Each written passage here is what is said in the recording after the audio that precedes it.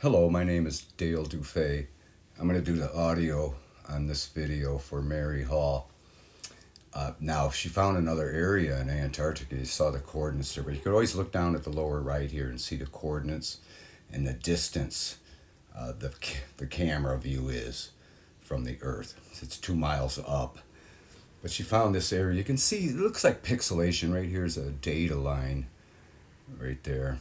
But it looks like it could be pixelation. But when you start really looking, you could see that it's not. Here's a step. There's too many right angles that are all different sizes. Now, if it was pixelation, it would all be pretty much in one direction and not showing anything like this. I mean, look at that. This is evidence of artificial structures. This is not natural, or nor is it pixelation. See here, look at that. This goes on for, I mean, this city, we call these cities under ice. These metropolitan areas, metropolises, if you will, are huge. This one is several miles long and wide. But here you can clearly see that this is not pixelation. Now, pixelation will occur when you zoom in. Again, she's 3 miles out right here. Look at the lower right. But clearly see, uh, you know, artificial structures. There's no doubt about it. And we shouldn't really be surprised by this because, you know, archaeologists, some like Brian Forster, which those people were known as pseudo archaeologists, but now they're starting to gain credibility because even the mainstream archaeologists have to agree that humanity has been on Earth for way longer than they were always thought. Now look at this. This is again, these are data interruptions and lines where they patch it in. But look at all this. Now, some of the areas we've noticed that she found previously are totally blurred out now because they use certain technology from companies like Maxar. Here it's the U.S. Geological Survey, but they can't even, well, they could blur it out, but these areas they didn't really blur out. Look at this over here. Look at that. That clearly some sort of, see the like twin towers there? It's very clear. This is no way is this pixelation. I mean, that might be the only argument somebody would have. But look at this one, the structure up here. This one's really something. But everywhere you look, you could tell that this was laid out very, with function because the ancestors to our ancestors, ancient to the ancients, if you will, were built everything with form and function. They didn't elaborate and do carvings on them or anything. All the megalithic structures are very basic, and that's how they were back then. Here, look at the steps here. Step formation. Look at all this. This is a metropolis. No doubt factories, residential, office, administration buildings, temples for religious ceremonies.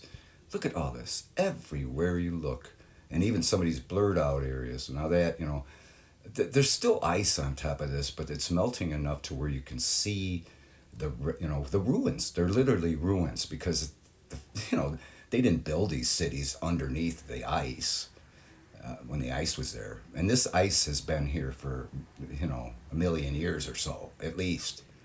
Uh, you know, Antarctica was ice free when the Earth was more in its Pangea stage, and this continent was in the temperate zone. So what does that tell us, right? I mean, if these were built when this continent was ice free during closer to Pangea, one of the stages beyond Pangea, we're talking millions of years. So this civilization, these ruins and these structures were constructed before the ice, encased them. So, again, what does that tell us? That these ruins are over 1 million years old. These ruins are artificial and were built by the builder race, they call them. The ancient to the ancients, I like to call them. Uh, they built this, and it's obviously was this is proof positive that it was at least 1 million years ago. Proof positive right here, and we shouldn't be surprised. Again, there's archaeology, sites on land that are very obviously much older than ever previously thought before. Göbekli Tepe is an example in Turkey. Now that's at least 12,000 years old. This again is way older than anything found on Earth. Of course, some of the megalithic sites on Earth, on land, could be this old because there's simply no way to date it. But again, this is like total proof that human civilizations, were on Earth long before we could even imagine. This is proof positive, millions of years ago. So creation obviously started way longer than what we've been told. And again, I don't think these were built by aliens, ancient aliens, or anything like that. I do believe that these were constructed by human beings when the gods walked the earth, literally. So basically, those individuals were the fallen angels. And they had the technology, and the brains and smarts, and the human beings had the ability to create these things. That's why they need us. Keep that in mind. See, this coordinates is different. 71 degrees south, 18 feet, 27 inches south. So it's different than the previous location, because we were like wondering if this is the same site, because they all look so familiar. So, we were wondering if it's the same site from the previous video. But this is a completely different site. And it's 0 degrees, 16 feet, 20 inches east. So it lines up just north of the 90 degrees South Pole. So it's amazing. This is like the third metropolis, if you will, that Mary has found. And it's not that easy to find these, because look at this. This is undeniable. Again, it's at 3D. This is an option button. That's not a reference button, a reference mark. It's an option button. But right now it's at 3D. The pixelation is less likely at 3D. And at 3D, you can really see the definition, the height of these ruins. I mean, some of these are just the foundations. I can imagine who what they look like. And I also would love to know what the name of these cities were. It just fascinates me to think about that. My guess is Antarctica has always been called Antarctica. Now, maybe not. Maybe it was something similar when these cities were built. But I bet you anything, all the cities ended with an A. So it's you can only speculate. Again, Antarctica probably wasn't exactly called that, because Arctica, in a sense, is Antarctica is opposite of Arctica, so which means pole areas, and we know there's not a continent on the North Pole on this Earth. Now, I'm going to speak a little bit about, once in a while I want to do a question and see if any of you can remember this. It's all about the Mandela effect, and I'm going to just be brief about it, because that's not what Mary really covers. She's affected with the Mandela effect. Look at this stuff, I don't even have to point it out. You can look anywhere on the screen and see artificial structures that were under the ice for 1 million years. But the Mandela effect question I have, speaking of Arctica and Antarctica, do any of you remember a continent called Arctica on the North Pole? Okay, that's all I'm going to say. Leave a comment with Mary if you do. If you don't, then don't even bother commenting, because it's not you have to be affected with the Mandela effect to understand. Look at this stuff. This is crazy. And not everybody is affected. Why that is, we don't know. But look at this. This is unbelievable. Look at this. Too many writing. Even from 6 miles out, you can see it. So we know that's not pixelation, because that pixelation will occur when you zoom in. Now look at, see, it's 0 degrees, 36 feet, 16 inches east. It's almost straight north of the South Pole. And it's because it's 71 degrees south off of 90 degrees south. So it's like 20 degrees north, straight north of the pole, this metropolis. the South Pole. Of course, this whole continent wasn't anywhere near the South Pole when it was in the temperate zone. All right, I believe she's going to measure this span. Now, from here, I'd let her do it. But the thing is that this is huge. Now, we live in a small town in southwest Michigan, and there's another small town 10 miles away, and that's quite a distance. You know, so you got to imagine, put it in perspective. And this whole metropolis is, going on 12 to 16 miles, depending on where you stop it. Now, there could have been many structures on the outskirts. So let's just say 15 miles.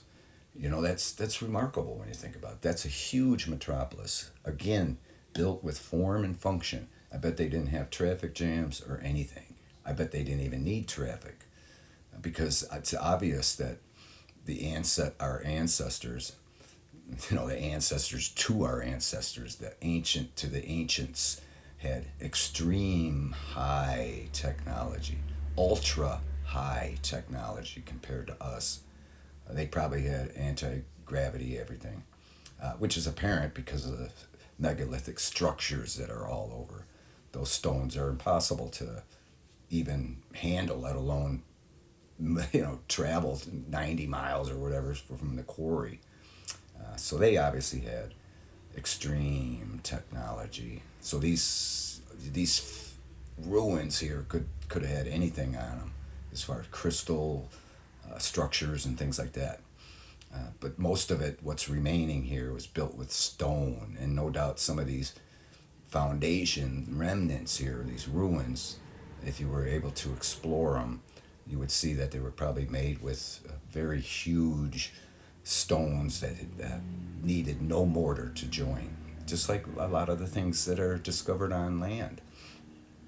It's just amazing. Obviously, the ancients to the ancients had extreme technology. And we can see this wing here is 8 miles long.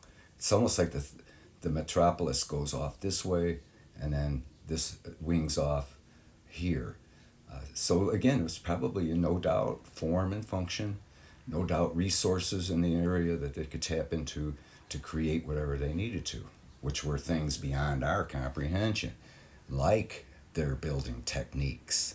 And you could see the layout here. Now here she's 15 miles up, and see how difficult it is to even see that there's anything there. It all looks natural. And there are areas in Antarctica where you look and there's nothing there but natural features.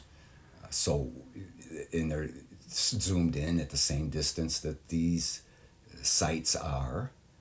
So you can't help but, really understand just how difficult it is to find these sites. And Mary's very good at it. Again, this is 15 miles out, and that's relatively close. You can kind of get a hint that this area might be worth looking closer. And when you do zoom in some of these areas, if they're not blurred out, sometimes they'll blur the data out, or the data is not complete yet. But if they do find these unexplainable features, they're going to have to blur it out, because people are going to start asking questions. Now, there's not too many people that like Mary that look carefully at these areas, and she's really adept at finding them. She's got an incredible knack. So I encourage you to subscribe to her channel, leave the comment, answer that one about the Mandela effect, if indeed you know what I'm talking about. Again, not everyone's affected with that phenomenon, but those that are may recall a continent on the North Pole called Antarctica.